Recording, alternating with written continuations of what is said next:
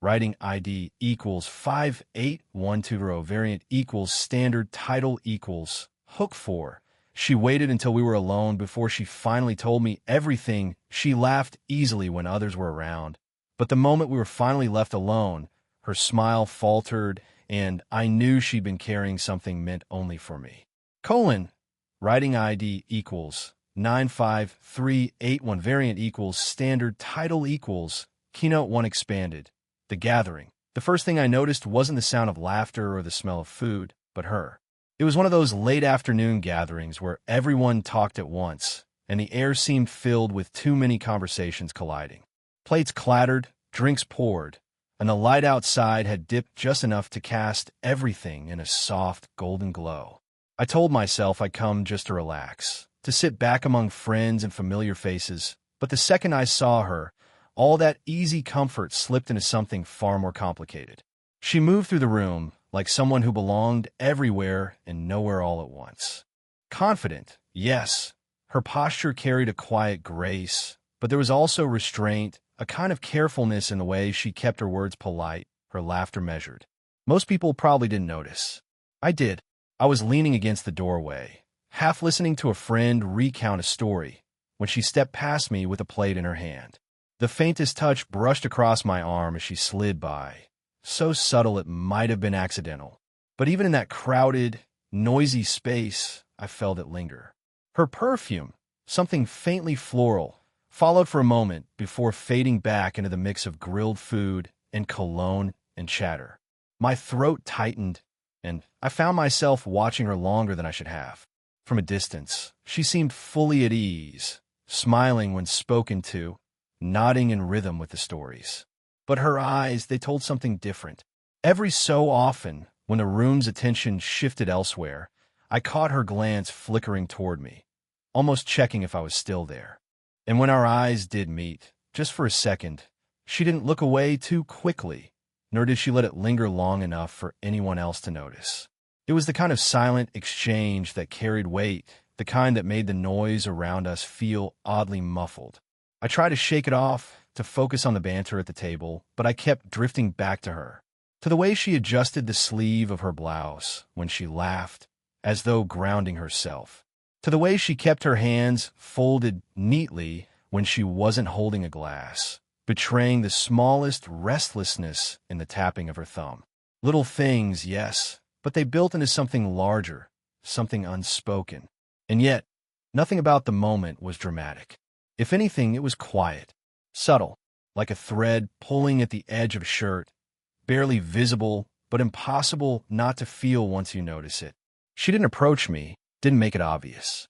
But in that room, full of voices, I realized she was speaking the loudest to me, without saying a word. I didn't know then what it was she wanted to say, or why she kept holding it back. All I knew was that something was waiting, just beneath the surface, and she would only let it rise when the others were gone. Writing ID equals 19147, variant equals standard, title equals Keynote 2 expanded, subtle isolation. The noise of the gathering began to shift the way it always does, like waves pulling back from the shore. Conversations that had been loud and overlapping gradually thinned out as people drifted into smaller groups. Someone moved outside to smoke. A couple of others migrated toward the TV in the living room. And soon the once crowded space felt more like a handful of islands scattered across the house. That's when I realized we had been left closer together. Not alone, not yet, but no longer drowned in the blur of voices. She sat at the edge of the couch, her posture composed, but not stiff, her eyes following the others as they left. It almost felt like she had been waiting for this, waiting for the room to give her the space she needed. I hovered nearby, pretending to busy myself with refilling a glass of water. In truth, I was acutely aware of how the air shifted between us.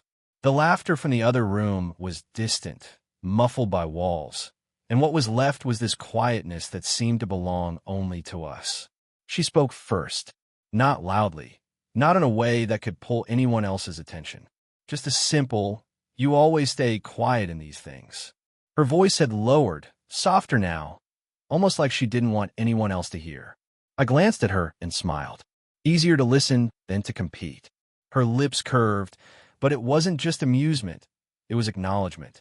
She tilted her head slightly, studying me with the kind of attention that felt deliberate. She wasn't just making conversation. She was searching. When I sat down across from her, the distance between us felt carefully measured. Not too close, not too far. But as we spoke, something subtle kept drawing us nearer. She leaned forward to hear me better, her sleeve brushing against my arm when she reached for the glass on the table. It was such a small touch, yet the awareness of it lingered long after. Her questions turned more personal than the casual chatter she'd offered others earlier. Not invasive, but thoughtful. Do you like it here? Do you come often? Simple things on the surface, but the way she asked them carried an intimacy that surprised me. Her eyes held mine longer, her tone shaded with curiosity rather than politeness. I noticed the difference in her voice now compared to earlier. It had dropped into a gentler register, a cadence meant for me alone. Each word seemed wrapped in quiet intention. At one point, someone passed through the room to grab another drink, offering us a quick smile before disappearing again. The interruption barely lasted 5 seconds, but I caught the way her shoulders tightened, her words pausing mid-thought. Only when the footsteps faded did she continue. It struck me then, whatever it was she carried, she had no intention of sharing it in front of anyone else. This wasn't small talk. This was her testing the water, searching for trust, waiting for the moment when the rest of the world finally left us to ourselves. And sitting there, I felt it too, that strange anticipation, like standing at the edge of something and knowing you'll step forward, even if you don't yet know what waits on the other side. Colon. Writing ID equals 80952, variant equals standard, title equals Keynote 3 expanded. The lingering pause. The evening had folded into that quiet stage where most of the noise belonged to another part of the house. A hum of laughter came faintly from the living room, the clink of ice against glass from the kitchen. But here, in this small corner we'd found, the world felt muted, as though someone had drawn a curtain between us and everyone else. She stood near the counter, her hand resting lightly against its edge, fingertips tracing a slow, absent pattern on the wood. I could tell she wasn't doing it consciously. It was the kind of nervous gesture people make when their thoughts are pulling them somewhere heavier. I leaned back against the opposite wall, trying not to stare too openly, though my attention kept slipping back to her. The air between us was filled with unfinished sentences, words waiting on the tip of her tongue. She glanced up at me briefly, then looked away, adjusting the necklace at her collar, as though it had suddenly become uncomfortable. The delicate chain caught the faint light, and I noticed her hands weren't as steady as she wanted them to be. "You're quiet again," she said softly, her voice carrying none of the casual tone from earlier. I smiled faintly, not trusting myself to say much. "So are you." Her lips parted as if she might reply, but nothing came. Instead, silence stretched between us, not empty but charged, like a room holding its breath. I heard the faint exhale she let out, softer than a sigh, but weighted. It trembled at the edges, betraying what her composure tried to hide. She tucked a strand of hair behind her ear, and in that small movement I felt something shift. Vulnerability, rare and raw, flickered across her face before she turned slightly, as though shielding herself. My chest tightened. I wanted to ease her hesitation, but instinct told me not to rush, not to press.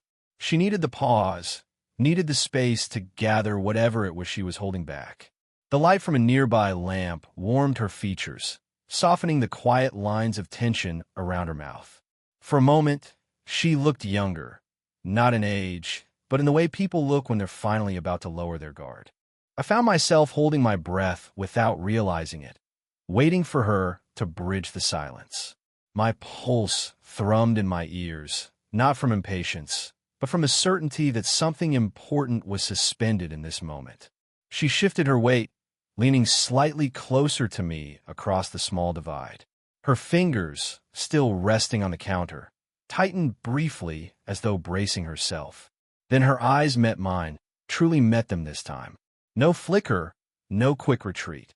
Just steady, vulnerable, and searching. It was the kind of look that said more than words could manage. A look that told me whatever she had been carrying wasn't light, and that she was moments away from setting it down between us. And though she hadn't spoken yet, I knew with absolute certainty, when she finally did, nothing would feel the same after. Colon, writing ID equals 57248, variant equals standard, title equals, keynote 4 expanded. The first touch, the silence between us had grown so thick it felt almost tangible, as if the air itself carried weight. I stood there, aware of every small detail. The faint hum of the refrigerator, the muted voices from the living room, the way the light flickered against her hair. Yet none of it seemed as loud as the steady rhythm of my own heartbeat.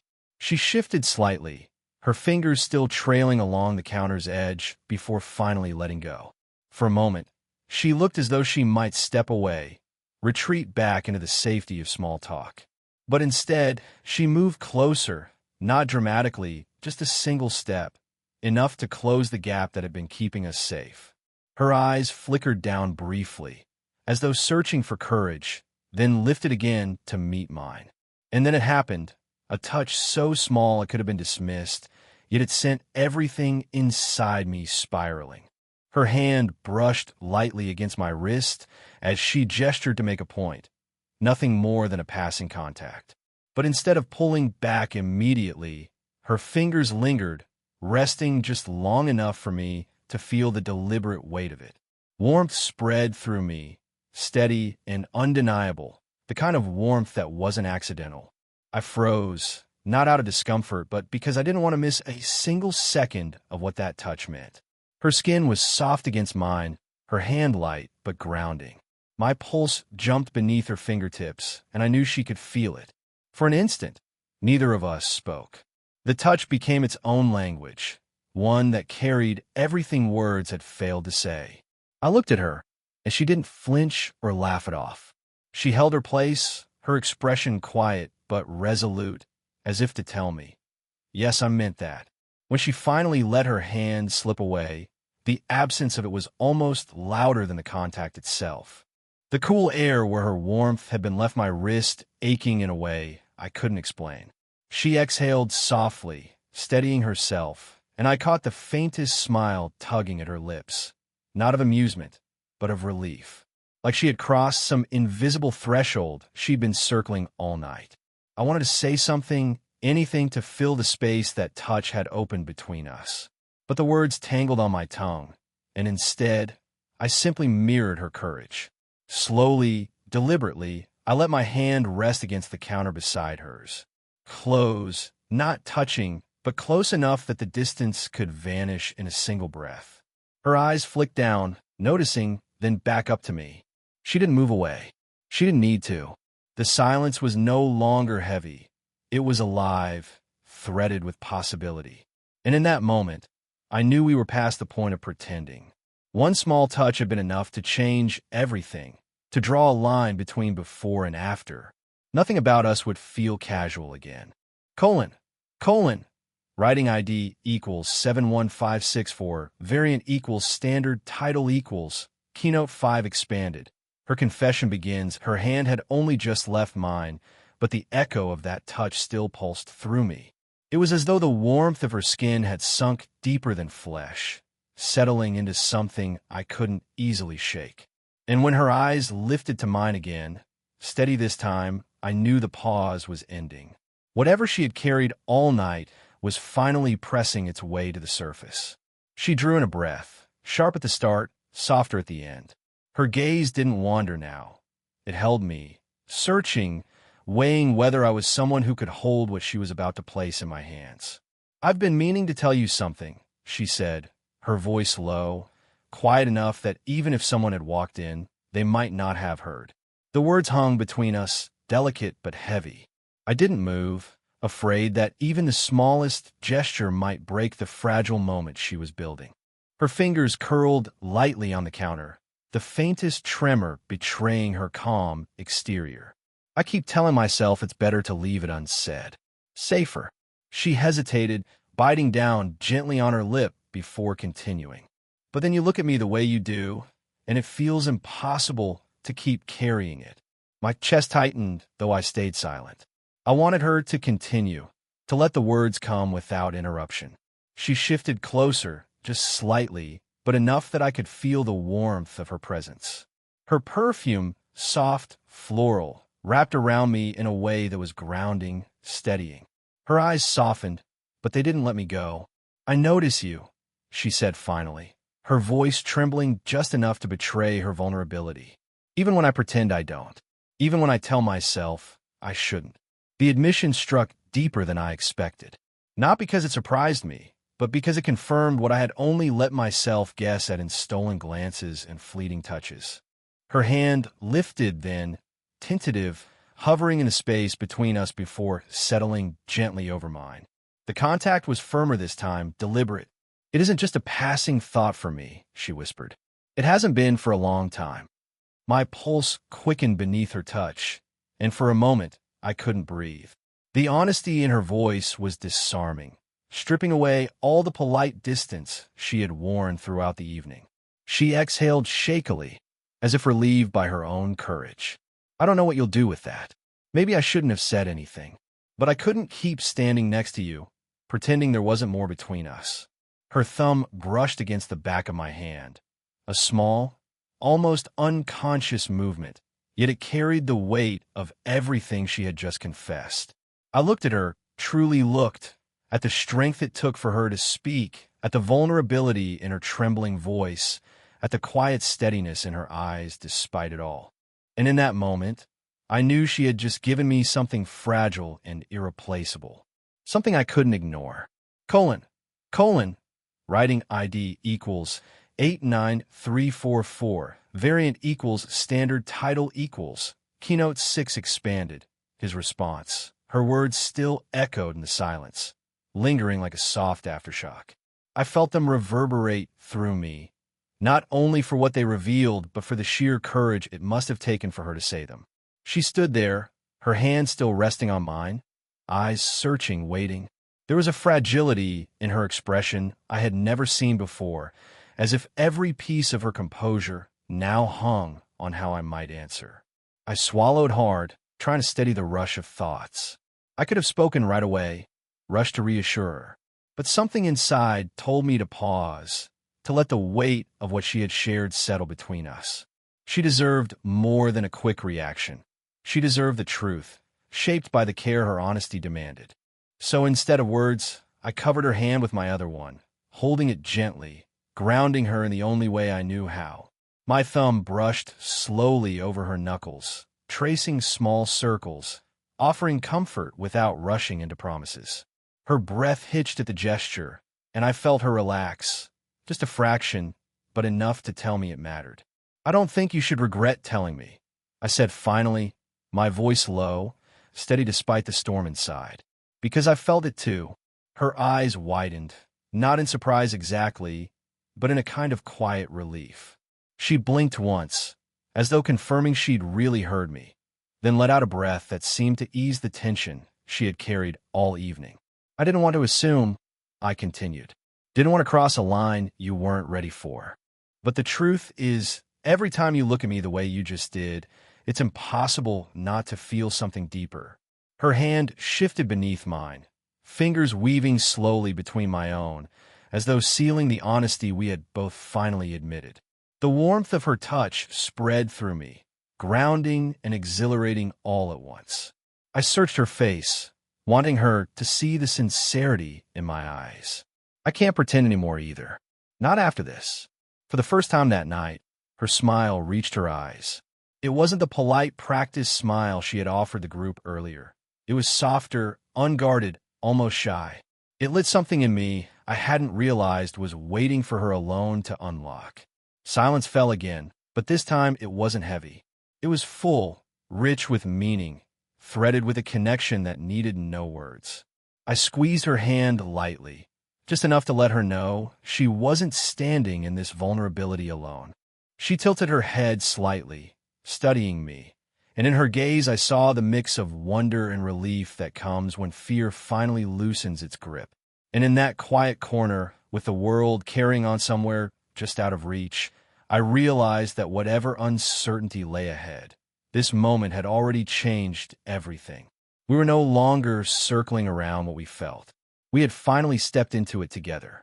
Colon, writing ID equals 64207, variant equals standard, title equals, keynote 7 expanded, resolution and warmth. The house around us carried on as though nothing had shifted. Laughter floated faintly from the other room, the muffled sound of someone clinking ice into a glass. But for me, the night had split cleanly in two. The before, filled with glances and hesitation, and the after, where nothing between us could be unseen or unsaid. Her hand remained in mine, steady now, her fingers threaded with a quiet certainty. I could feel her pulse beneath my touch, fast, but not frantic. More like the rhythm of someone who had been holding their breath for too long and was finally beginning to exhale. I didn't rush to speak again. Words had carried us here, but now they felt secondary, almost unnecessary. What mattered was the way she stayed close, the way her eyes no longer darted nervously but lingered openly on mine. She shifted then, not dramatically, just a subtle step closer until the space between us was gone. I felt the warmth of her presence, the nearness of her body, and for a moment the world outside our small corner faded completely. Her head tilted slightly, her hair brushing against her cheek as she leaned in. Not into a kiss, not into anything bold or reckless, but into something softer. Her forehead came to rest lightly against my shoulder, and her breath warmed the fabric of my shirt. The simplicity of it undid me more than anything else could have. There was no performance in it, no attempt to be anything other than what it was, a quiet surrender. Instinctively, I wrapped an arm around her, letting my hand settle against her back. I felt the curve of her shoulders relax beneath my touch, the tension that had held her frame all evening finally giving way.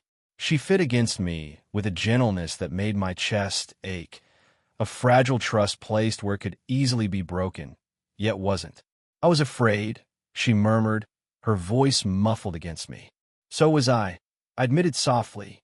We stayed like that for a long while, neither of us moving, as though time itself had agreed to slow for us.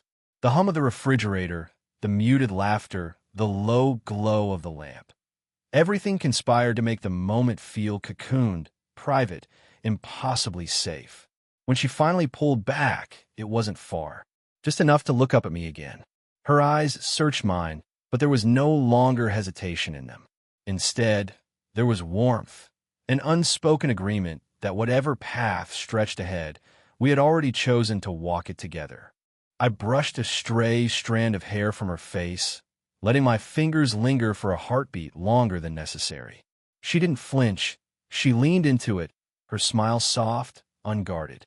And as the night carried on beyond our small corner, I realized that we hadn't needed grand declarations or promises. What we had was quieter, but stronger. Two people who had finally stopped pretending, holding on to the fragile, beautiful truth between them.